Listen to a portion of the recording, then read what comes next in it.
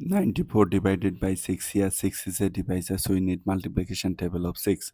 6 times 0 0, 6 times 1 6, 6 times 2 12, 6 times 3 18, 6 times 4 24, 6 times 5 30.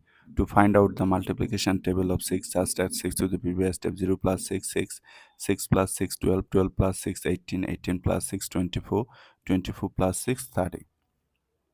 Okay, so 6 goes into 9 how many times? 2 times 12, which is getter, that is 1 time. Write 1. 1 times 6 6, 1 times 6 6, subtract 3, bring down the next digit 4. 6 goes into 34 how many times?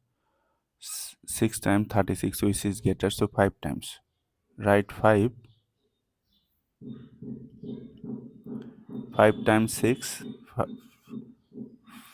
5 times 6, which is 30, subtract 4.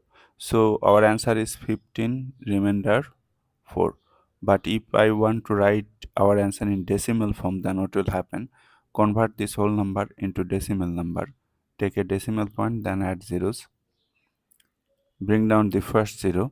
Before the 0 there is a decimal. Decimal must come to the quotient directly. 6 goes into 40 how many times?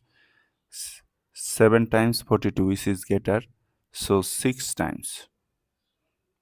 Write 6 here. 6 times 6 36, subtract, again we are getting 4. Bring down the next 0. 40. 6 goes into 40 how many times? Again 6 times.